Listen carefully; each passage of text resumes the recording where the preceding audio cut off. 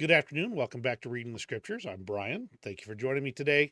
A rough morning this morning, but getting it done in the afternoon. So we're going to get started right here. Also had to just started recording and then had to deal with a cat fight in the background. So let's go ahead and get started with Matthew chapter 9.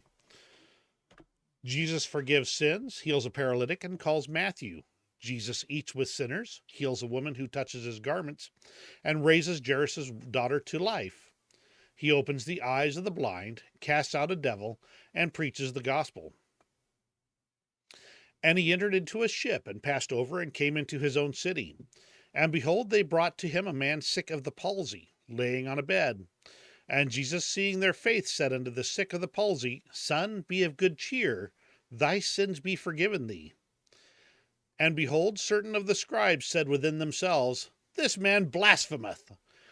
And Jesus, knowing their thoughts, said, Wherefore think ye evil in your hearts? For whether is easier to say, Thy sins be forgiven thee, or to say, Arise and walk? But that ye may know that the Son of Man hath power on earth to forgive sins, then saith he to the sick of the palsy, Arise, take up thy bed, and go unto thine house. And he arose and departed to his house. But when the multitude saw it, they marveled and glorified God, which had given such power unto men. And as Jesus passed forth from thence, he saw a man named Matthew sitting at the receipt of custom. And he said unto him, Follow me. And he arose and followed him. And it came to pass, as Jesus sat at meat in the house, behold, many publicans and sinners came and sat down with him and his disciples. And when the Pharisees saw it, they said unto his disciples, Why eateth your master with publicans and sinners? But when Jesus heard that, he said unto them, They that be whole need not a physician, but they that are sick. But go ye and learn what that meaneth. I will have mercy and not sacrifice. For I am not come to call the righteous, but the sinners to repentance. Then came to him the disciples of John, saying, Why do we and the Pharisees fast oft, but thy disciples fast not? And Jesus said unto them, Can the children of the bride chamber mourn, as long as the bridegroom is with them? But the days will come when the bridegroom shall be taken from them, and then shall they fast.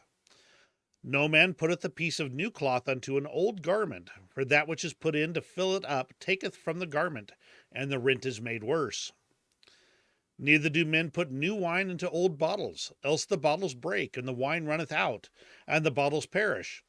But they put new wine into new bottles, and both are preserved. While he spake these things unto them, behold, there came a certain ruler, and worshipped him, saying, My daughter is even now dead, but come and lay thy hand upon her, and she shall live.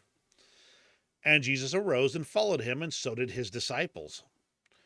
And behold, a woman which was diseased with an issue of blood 12 years came behind him, and touched the hem of his garment.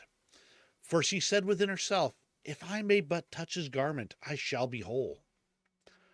But Jesus turned him about, and when he saw her, he said, Daughter, be of good comfort, thy faith hath made thee whole. And the woman was made whole from that hour.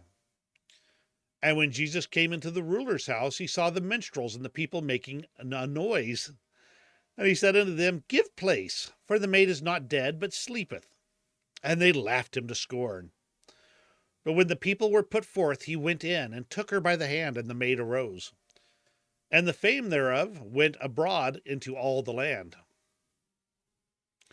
And when Jesus departed thence, two blind men followed him, crying, saying, Thou son of David, have mercy on us.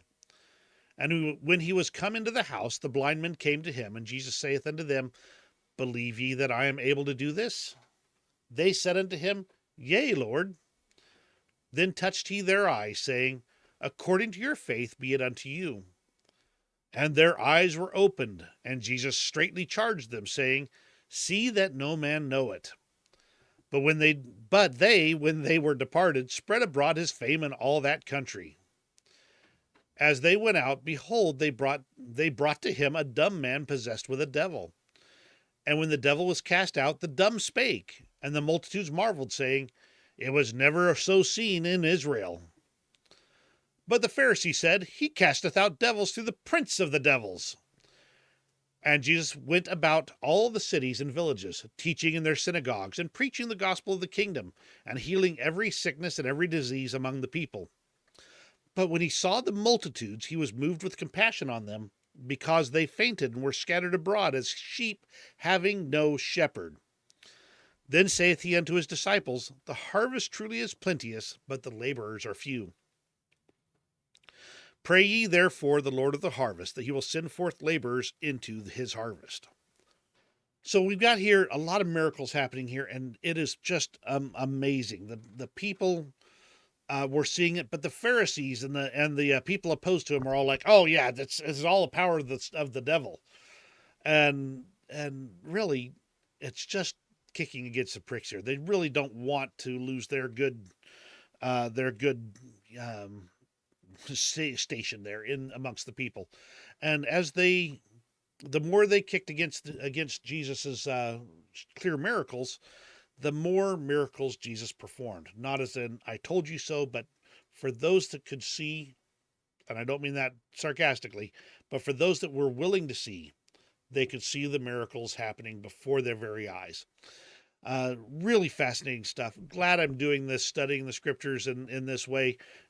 Really gives me an opportunity to kind of put to words my thoughts and say what kind of hits my mind when I'm reading the scriptures here. So thank you for joining me. We're going to continue on tomorrow with Matthew chapter 10.